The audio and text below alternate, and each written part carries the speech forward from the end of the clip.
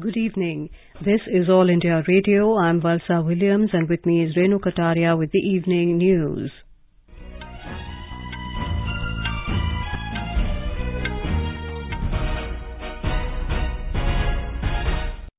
The headlines.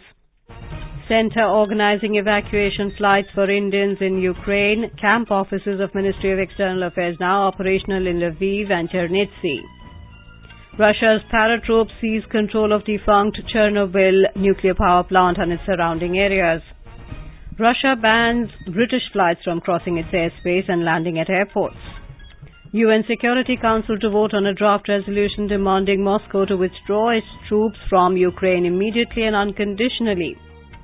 Election campaign for fifth phase of polling ends in Uttar Pradesh, polling for 61 seats on Sunday. President Ramnath Kovind inaugurates year-long celebration marking 400th birth anniversary of the great Ahom General Lachit Borphukan in Guwahati. Prime Minister Narendra Modi to inaugurate post-union budget webinar of Health Ministry tomorrow. Jharkhand lifts all COVID-19 related restrictions from today, Delhi from Monday. In cricket, dates of the 15th edition of IPL tournament announced. League stage games to be played in Mumbai and Pune from 26th March. And Mirabai Chanu secures a gold medal in 55 kg category in Singapore Weightlifting International. With the new Omicron variant of coronavirus causing concern, we appeal to our listeners to be vigilant and get fully vaccinated and also help others, including children between 15 and 18 years, to get vaccinated. Please continue to follow these 3 simple steps to stay safe. Wear a face mask, maintain 2 gaz ki duri for social distancing, focus on hand and face hygiene. For any COVID-related information and guidance, contact national helpline numbers 011-2397-8046 and 1075. And now the news in detail. The government is organizing evacuation flights for Indians in Ukraine. Sources said the expenditure will be completely borne by the government for this evacuation. Meanwhile, Ministry of External Affairs camp offices are now operational in Lviv and Chernivtsi towns in western Ukraine. Sources said that additional Russian-speaking officials are being sent to these camp offices. Officials there are assisting Indian citizens who reach these cities and will facilitate their departure from Ukraine through adjoining border crossings. Sources added that the first batch of Indian students have now left Chernivtsi for the Ukraine and Romania border. In view of the closure of the Ukrainian airspace, alternative arrangements are being made for the evacuation of Indian nationals. A team from the Indian Embassy in Hungary has been dispatched to the border post Zohany to coordinate and provide assistance to facilitate exit of Indians from Ukraine. In a tweet, the mission said it is working with the Hungarian government to provide all possible assistance. India is closely monitoring the situation and evacuation plans are being worked out. External Affairs Ministry teams are also being sent to the land borders with Ukraine in Poland, Slovak Republic and Romania. The team from Poland is on its way to Krakowice land border with Ukraine. The team from Slovak Republic is on its way to Wisne Nemek land border and the team from Romania is on its way to Suceava. The ministry has advised Indian nationals in Ukraine near these border points to contact these teams in case they wish to depart from Ukraine. The contact numbers are available on the website of the ministry. Around 20,000 Indians are stuck in Ukraine after Russia launched a military operation against its neighbor. Russia's paratroops have seized control of the defunct Chernobyl nuclear power plant and its surrounding areas in Ukraine. Defense Ministry spokesperson Igor Konashenkov made the announcement today. Ukrainian nuclear regulators said a monitoring system in the exclusion zone around the plant showed abnormal radiation levels at a significant number of observation points. They said that they could not determine the reason because the area had been occupied by Russian forces. It said that it agreed with the Ukrainian side to jointly ensure the safety of the plant.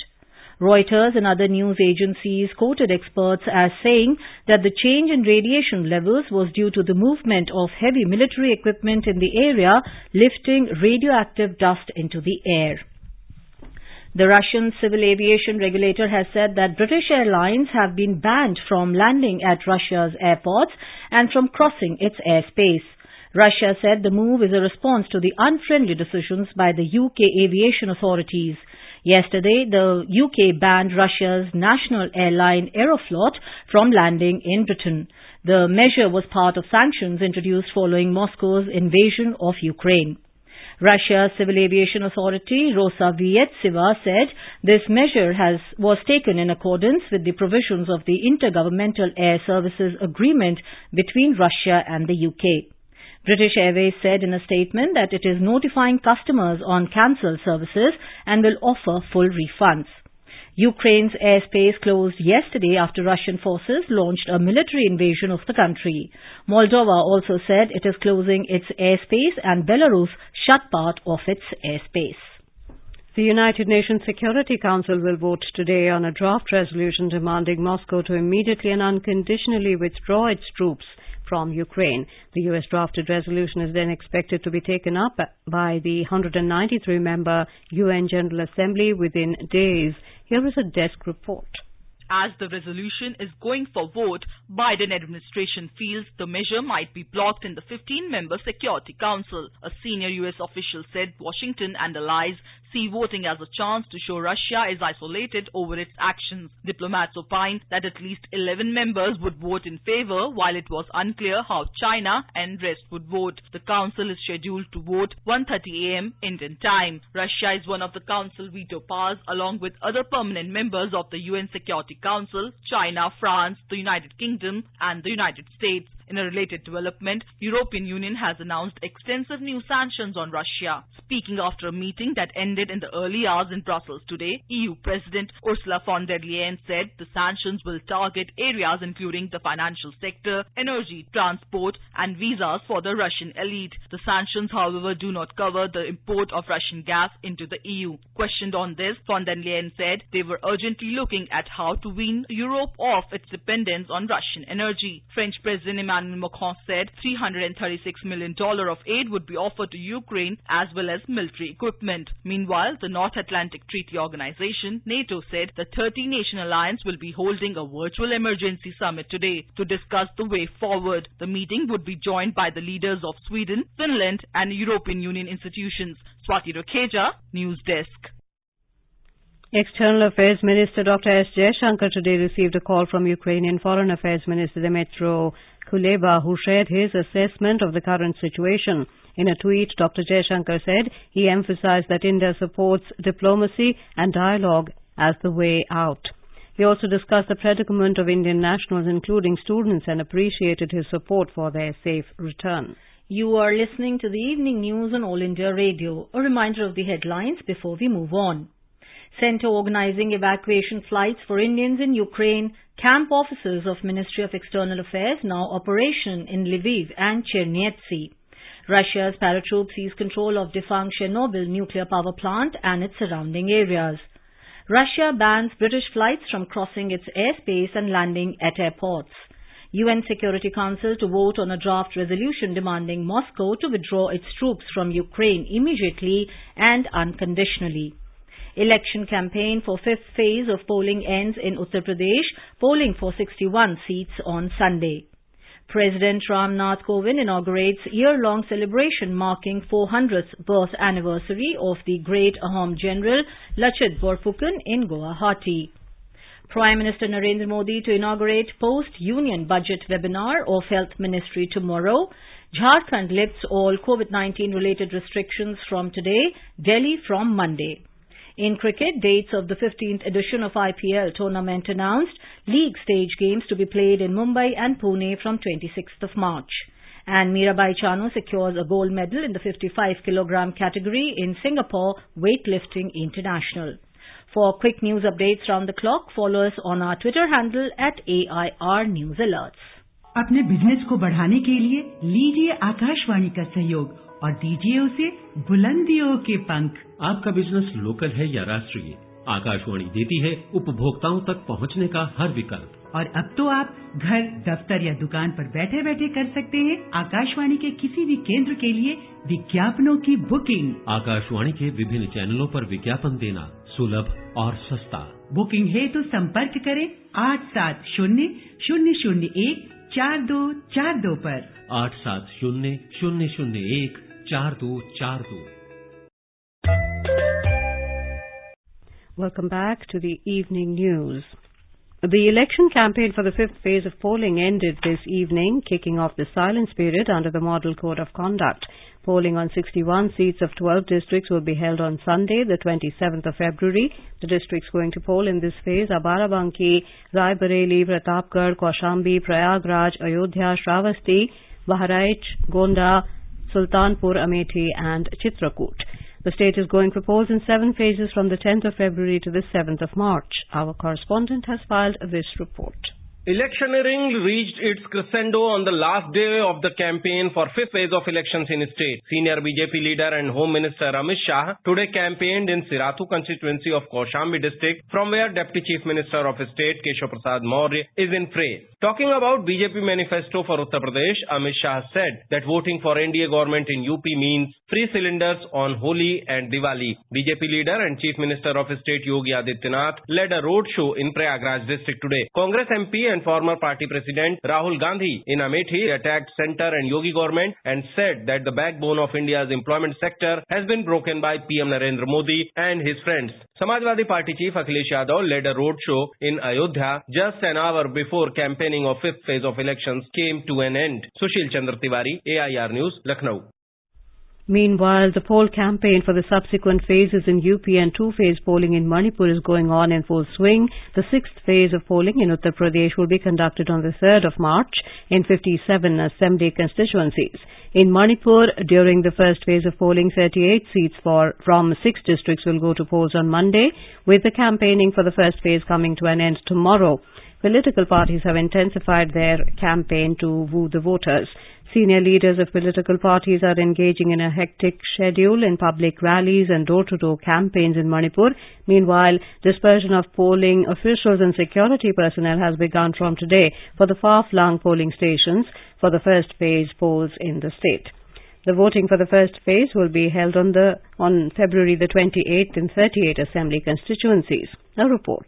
All the political parties have been making no stone unturned on reaching to the voters and convincing them to vote for their candidate. Meanwhile, personnel of the paramilitary force and state police beef up security measures, patrolling and area domination exercise have been intensified to avoid any unwanted incident in the state. On the other hand, polling officials and security personnel detailed for polling duties in the far-flung area of hill districts have started their journey to polling station for successful conduct of polls. The voting of first phase poll will be held on February 28 for 38th Assembly constituency in 5 electorate districts. Jajay Thaksom, AIR News, Imphal.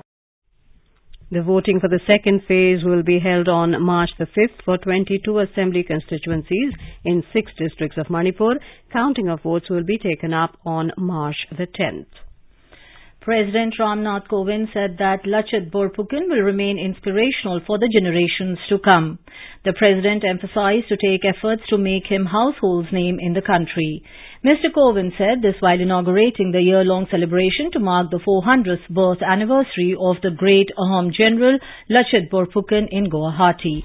The President launched the birth anniversary celebration of Borphukan by laying the foundation for the redevelopment of the General's Memorial in Jorhat district. Mr. Kovind also laid the foundation for a memorial of the Elaboy battle at Dodara in Kamrup district. Remembering the heroic of great Ahom General Lachit Borphukan, the President said that Assam foiled all attacks in medieval period. Assam की ये धरती उन थोड़े से क्षेत्रों में से है जहां मध्यकाल में आक्रमणकारियों के सभी प्रयासों को विफल कर दिया गया था। सभी इतिहासकार एक मत से वीर योद्धा लासित बोरफुकन की रणनीतियों और अनुकरणीय सैन्य संचालन की प्रशंसा करते हैं। देशवासियों के हृदय में लासित एक राष्ट्र नायक के रूप में विराजमान है। 1999 में नेशनल डिफेंस एकेडमी पुणे में लासित बोरफुकन स्वर्ण पदक पुरस्कार की स्थापना की गई, जो प्रतिवर्ष सर्वश्रेष्ठ कैडेट को दिया जाता है। Mr. Kovind said that the leaders like Lachit Borphukan and Shivaji will be remembered always. He said that the celebration of Azadi Ka Amrit Mahotsav on the occasion of 75th year of independence is an occasion to know the heroes of the countries by the young generation. Prime Minister Narendra Modi will inaugurate post-Union Budget webinar of the Health Ministry tomorrow. The objective of the webinar is to involve stakeholders in taking forward the various initiatives of the government in the health sector. The Prime Minister's address will set the tone for the post-budget webinars. The webinar will have panel discussions with eminent speakers and experts from the Health Ministry, Niti Aayog, industry fora, startups and academia, along with interactive sessions with stakeholders. Prime Minister Narendra Modi has said the government is continuously working to create an indigenous ecosystem for development of defence equipment in the country by emphasizing on self-reliance and Make in India. The Prime Minister today delivered the inaugural address at a post-budget webinar on Atmanirbharta in Defence, Call to Action. इस साल के budget में देश के भीतर ही research, design और development से लेकर मैन्युफैक्चरिंग तक का एक वाइब्रेंट इकोसिस्टम विकसित करने का ब्लूप्रिंट है। रक्षा बजट में लगभग 70% सिर्फ डोमेस्टिक इंडस्ट्री के लिए रखा गया है। डिफेंस मिनिस्ट्री अब तक 200 से भी ज्यादा डिफेंस प्लेटफॉर्म्स और इक्विपमेंट की पॉजिटिव इंडिजनाइजेशन लिस्ट जारी कर चुकी है। Mr. Modi said more than 350 new industrial licenses have been issued for defence manufacturing in the last 7 years, which shows commitment towards Make in India. He said 7 new defence public undertakings have been created in the last year, which are expanding business rapidly and reaching new markets. Highlighting the steps taken to make the country self-reliant in defence sector, the Prime Minister said contracts of around 54,000 crore rupees have been signed for domestic procurement. Speaking at the valedictory session of the webinar, Defence Minister Rajnath Singh said the government's commitment towards reduction in imports and modernization of armed forces with indigenous technology has been given further impetus in this budget. Mr. Singh said creating a Made in India brand also necessitates rigorous testing and trials of indigenous products as per international standards. Jharkhand government has removed all imposed COVID-19 restrictions after witnessing a declining trend in corona cases in the state. Chairing the disaster management meeting today, Chief Minister Hemant Soren has given permission to open all classes above Class 1 and coaching institutes in all districts from March 7th onwards. However, the Education Department has not permitted to conduct offline examinations for classes 1 to 8 till March 31st in schools located in 7 districts: Ranchi, East Singhbum, Deoghar, Chatra, Simdega, Saraikela Kharsavan and Bokaro. Parks, tourist places, swimming pools, stadiums and Anganwadi centres have been allowed to open. In view of the decline in COVID-19 cases, the Delhi Disaster Management Authority DDMA has decided to lift all COVID-related instructions imposed in the national capital from Monday. This was decided in the DDMA meeting, which was chaired by Delhi Lieutenant Governor Anil Baijal to review the COVID-19 situation. In a tweet, Delhi Chief Minister Arvind Kejriwal informed that the city schools would function fully offline from the 1st of April this year. The amount of fines imposed for not wearing masks has also been reduced from earlier 2,000 rupees to 500 rupees. He also urged the people of Delhi to continue to follow COVID-appropriate behaviour. National COVID-19 vaccination coverage has crossed 177 crore 13 lakh mark. The Health Ministry said more than 25 lakh 20,000 vaccine doses were administered today. More than 1 crore 98 lakh precaution doses have been administered to identified categories of beneficiaries like healthcare workers, frontline workers and people over 60 years of age. The recovery rate is currently at 98.49%. In Kashmir Valley, 2 terrorists were killed in an encounter with security forces in Amshibura area of Rupiah district. A police spokesman said the identity of the slain terrorists is yet to be ascertained. Incriminating material including arms and ammunition was recovered from the encounter site.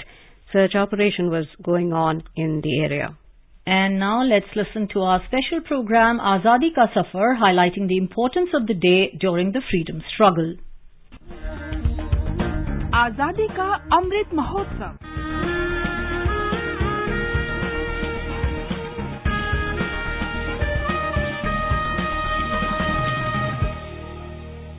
Azadi Ka Safar with AIR News, Birth of a Nation. India's glorious freedom struggle is one of the greatest struggles the modern world has ever witnessed. AIR News brings you a glimpse of the struggle every day.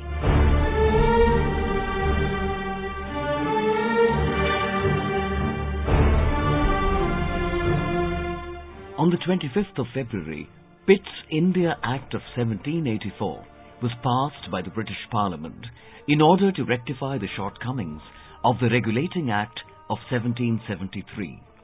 The Act was named after William Pitt, who was then Prime Minister of Britain. The Act was also known as the East India Company Act 1784. The purpose of this Act was to draw a clear distinction between the commercial and political activities of the East India Company. The Act introduced a system of dual control under which, for political matters, the Board of Control was created, and for commercial affairs, the Court of Directors was appointed. The Pitt's Act thus helped in establishing the British Crown's authority over the civil, military and revenue matters in the Indian territories. The East India Company, however, held monopoly over the commercial activities in the Indian territories and also had the right to appoint or dismiss its own officials.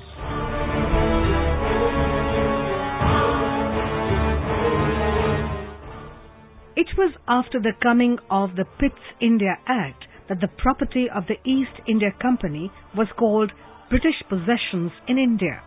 Also, the direct control over the administration of India was given to the British government.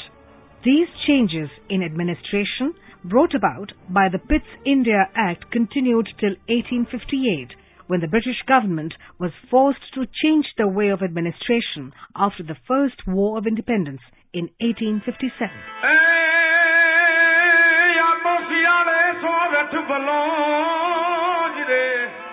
We also remember the Indian independence activist Ravishankar Maharaja, who was born on the 25th of February 1884 in Kheda district of Gujarat. Ravishankar was influenced by Arya Samaj philosophy. He was one of the earliest and closest associates of Gandhiji and Sardar Vallabhbhai Patel. Along with Darbar Gopaldas Desai, Narhari Parikh and Mohanlal Pandya, Ravishankar was the chief organizer of nationalist revolts in Gujarat in the 1920s and 1930s. He founded Rashtriya Shala, National School in Sunav village in 1920. He left his rights on ancestral property and joined the Indian independence movement in 1921. He participated in Satyagraha in 1923 and protested against Haidia tax.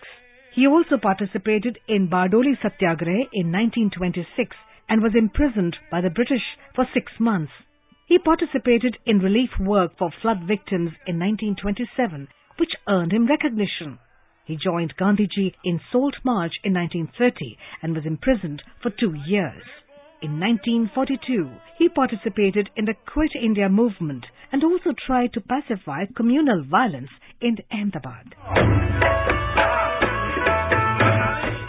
After the independence of India, he devoted himself to social work. He joined Vinoba Bhave in the Bhudan movement and travelled 6,000 kilometers between 1955 and 1958. In the 1960s, he organized and supported the Sarvodaya movement.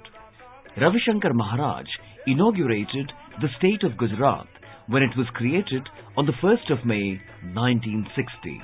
Until his death, it was a tradition that every newly appointed Chief Minister of Gujarat visited him for blessings after taking oath of office. He died on the 1st of July 1984 in Bursad, Gujarat. The memorial dedicated to him is located at Adhyapan Mandir, Bochapur.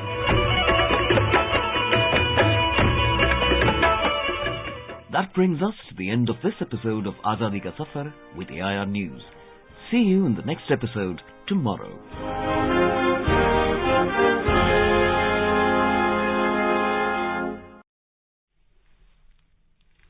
The latest edition of the Indian Navy's multilateral exercise Milan 2022 commenced today in Visakhapatnam.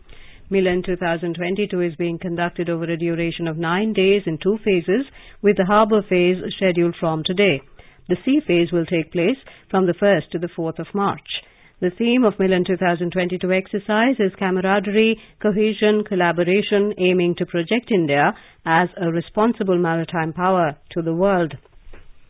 A joint military exercise, Ex-Dharma Guardian 2022 between India and Japan will be conducted at Foreign Training Node, Belgavi in Karnataka from the 27th of February to the 10th of March. Exercise Dharma Guardian is an annual training event which is being conducted in India since 2018. The Indian Premier League IPL Governing Council today announced that the league stage games will be played across 4 venues in Mumbai and Pune for the 15th edition of the tournament. IPL 2022 will kick off from 26th of next month and final will be played on 29th of May. A total of 70 league matches will be played. The venue for the playoff matches will be decided later. Mirabai Chanu is set to represent India at the Commonwealth Games 2022 after securing a gold medal in the 55 kg category by lifting a total of 191 kilograms in the Singapore Weightlifting International today. Chanu, who was competing in the 55 kg category for the very first time, lifted 191 kilograms to stand on top of the podium in an uncompetitive field. The Boxing Federation of India has selected a strong 50-member contingent for 2022 ASBC Asian Youth and Junior Men's and Women Boxing Championships scheduled in Amman, Jordan from the 27th of this month to the 16th of March. Both the youth and junior squads consist of 25 boxers each. In cricket, India will take on Sri Lanka in the second T20 international of the 3-match series at Himachal Pradesh Cricket Association Stadium, Dharamsala, tomorrow. The match is scheduled to begin at 7 p.m. The Sensex and the Nifty today bounced back and recovered around 2.5% after falling more than 4.5% in the previous session. Both stocks gained in sync with gains in the global share markets. The BSE Sensex closed above 55,800 points while the NSE Nifty settled above 16,600. A report from the Business World. Sensex climbed 1,329 points to finish at 55,859, while Nifty surged 410 points to settle at 16,658. In the foreign exchange market, the rupee strengthened by 36 paise against the US dollar. Gold prices fell by 910 rupees. The precious metal was trading at 50,635 rupees per 10 grams. Silver prices also plunged 1,320 rupees to 64,710 rupees per kilogram, and Brent crude prices eased $99 per barrel level. Oil prices rose from the impact of trade sanctions on major crude and fuel exporter Russia amid the Ukraine-Russia conflict. Arjun Chaudhary, AIR News. Now let us take a look at the weather forecast for tomorrow. National capital Delhi is likely to have a generally cloudy sky with light rain. Mumbai will have a mainly clear sky. Chennai is likely to have a partly cloudy sky. Kolkata will also have a partly cloudy sky. Hyderabad will have fog in the morning and mainly clear sky later. Guwahati and Imphal will have a generally cloudy sky with possibility of development of thunder or lightning. Shillong and Aizawl will have a partly cloudy sky in the morning hours, becoming generally cloudy towards evening or night with possibility of rain or thunder showers accompanied with squall. And now before we end the bulletin, the headlines once again. Centre organizing evacuation flights for Indians in Ukraine. Camp offices of Ministry of External Affairs is now operational in Lviv and Chernivtsi. Russia's paratroops seize control of defunct Chernobyl nuclear power plant and its surrounding areas. Russia bans British flights from crossing its airspace and landing at airports. UN Security Council to vote on a draft resolution demanding Moscow to withdraw its troops from Ukraine immediately and unconditionally. Election campaign for 5th phase of polling ends in Uttar Pradesh, polling for 61 seats on Sunday. President Ramnath Kovind inaugurates year-long celebration marking 400th birth anniversary of the great Ahom General Lachit Borphukan in Guwahati. Prime Minister Narendra Modi to inaugurate post-union budget webinar of Health Ministry tomorrow. Jharkhand lifts all COVID-19 related restrictions from today, Delhi from Monday. And Mirabai Chanu secures a gold medal in 55 kilogram category in Singapore Weightlifting International. And with that, we end the evening news. Good night.